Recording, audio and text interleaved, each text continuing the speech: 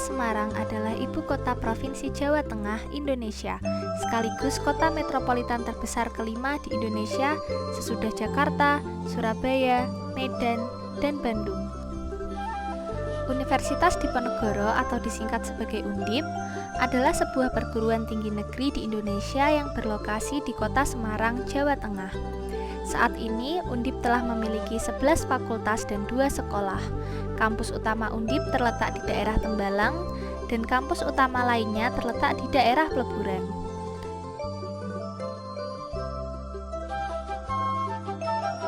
Saat ini, saya sedang melakukan kegiatan KKN yang dilaksanakan di domisili masing-masing mahasiswa.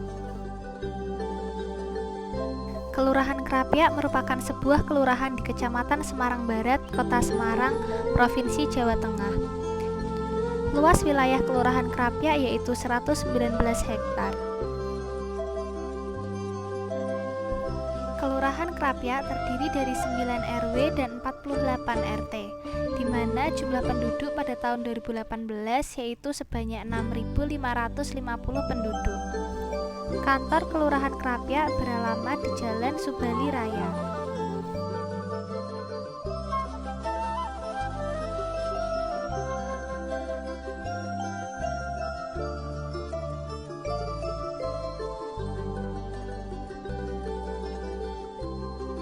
Perkenalkan, saya Salsabila Lutfia Rahma, mahasiswa Kedokteran Umum Fakultas Kedokteran Universitas Diponegoro. Saat ini saya sedang melakukan kegiatan KKN. Tidak seperti tahun-tahun sebelumnya, KKN tahun ini dilaksanakan di domisili masing-masing mahasiswa dengan tetap mematuhi protokol kesehatan. Hal ini dikarenakan adanya pandemi COVID-19. KKN Undip Tim 2 periode 2020 kali ini mengusung tema Pemberdayaan Masyarakat di Tengah Pandemi COVID-19 berbasis pada Tujuan Pembangunan Berkelanjutan atau SDGs.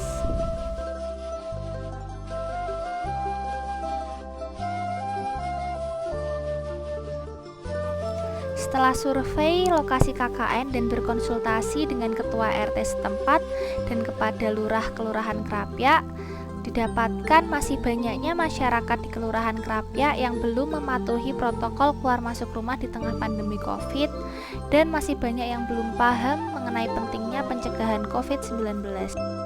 Sehingga perlu dilakukan edukasi kepada masyarakat mengenai protokol keluar masuk rumah di tengah pandemi COVID-19 dan juga edukasi mengenai pencegahan COVID-19.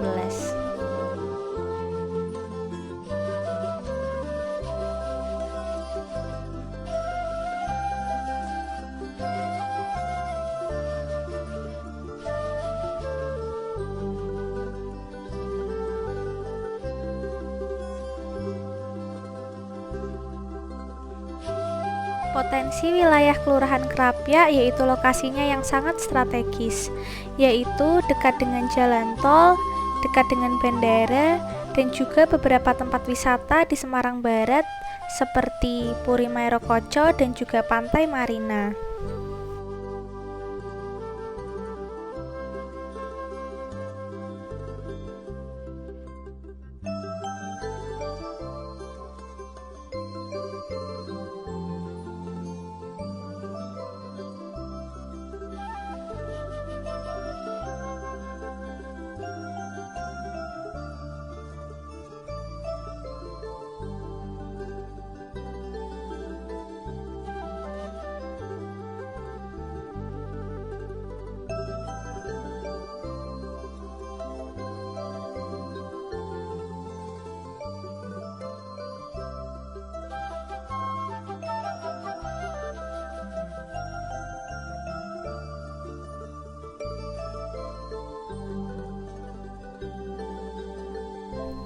Saya membagikan video edukasi pencegahan COVID-19 melalui grup WhatsApp PKK RT 1 RW 6 dan RT 1 RW 5. Apa yang harus dilakukan masyarakat untuk cegah penularan COVID-19?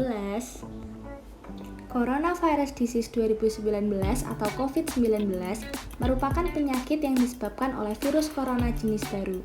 Penyakit ini menyerang sistem pernapasan. Virus corona bisa menyebabkan gangguan ringan pada sistem pernapasan, infeksi paru-paru yang berat, hingga kematian. Total kasus positif corona di dunia per 18 Juli 2020 berjumlah 14.228.185 kasus. Sedangkan di Indonesia, total kasus positif corona berjumlah 84.882 kasus. Lalu, bagaimana tanda dan gejala COVID-19?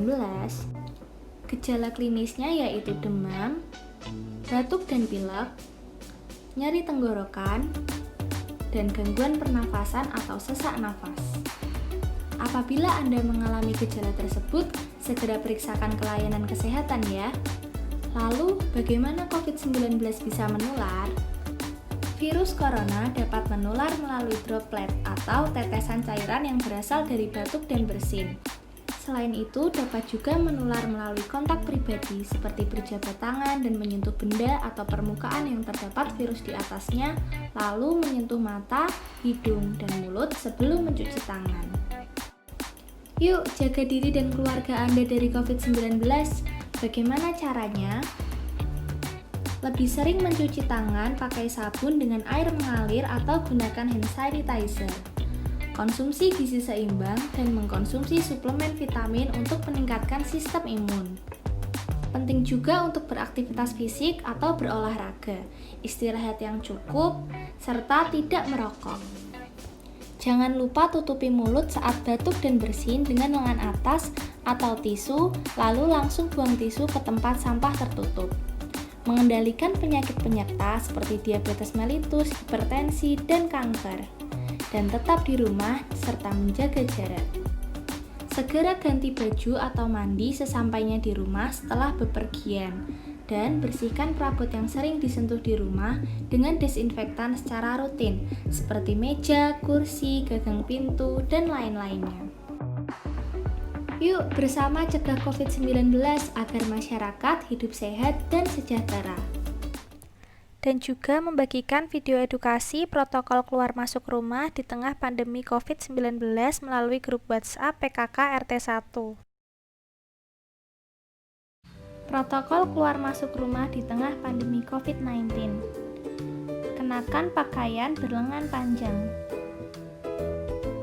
Jangan menggunakan aksesoris seperti gelang, jam tangan, cincin, dan anting. Kenakan masker. Jika batuk dan bersin, tutup menggunakan lengan atau tisu. Jangan sentuh wajah sebelum menggunakan hand sanitizer atau cuci tangan. Sesampainya di rumah, letakkan barang-barang dan semprot dengan desinfektan. Setelah itu, cuci tangan, basahi tangan dan ambil sabun. Gosok kedua telapak tangan, gosok kedua punggung tangan secara bergantian. Gosok sela-sela jari hingga bersih. Bersihkan ujung jari secara bergantian dengan posisi mengunci. Gosok dan putar kedua ibu jari secara bergantian. Letakkan ujung jari ke telapak tangan, kemudian gosok perlahan. Kemudian bilas dengan air bersih.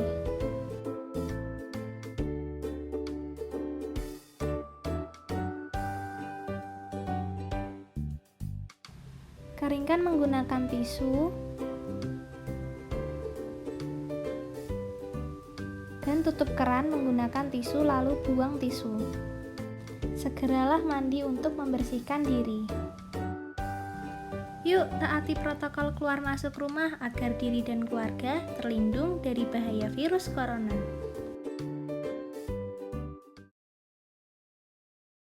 Assalamualaikum, selamat petang.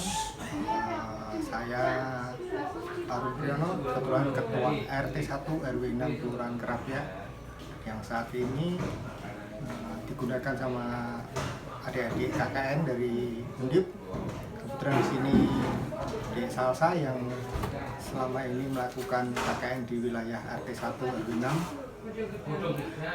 Kesan saya KKN model seperti ini kan sudah mengikuti perkembangan karena adanya COVID-19 seperti ini.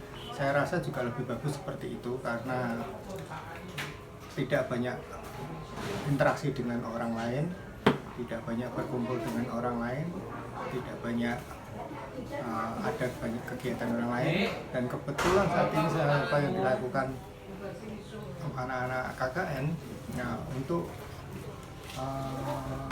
istilahnya penyuluhan, mengedukasi tentang protokol kesehatan yang harus dilakukan setiap warga. Kebetulan di sini juga ada Joko Tonggo juga, jadi kita harus selalu mengingatkan bahwa protokol kesehatan perlu dan harus dilaksanakan oleh masing-masing warga itu sendiri. Tujuannya untuk kita sama-sama memutus mata rantai COVID-19. Jadi untuk pesan saya, apa yang dilakukan adik-adik kakak saya itu sudah bagus, dan sharing yang dilakukan keluarga juga sudah bagus karena melalui grup WA. Saya rasa apa yang dilakukan Sasa Sawat ini sudah sangat bagus. Itu untuk percontohan, mungkin ada adik-adik KKN yang lain yang tidak perlu banyak berinteraksi dengan ini yang masih bisa kita lakukan untuk mengedukasi warga masyarakat semua. Saya kira cukup itu. Terima kasih. Assalamualaikum warahmatullahi wabarakatuh.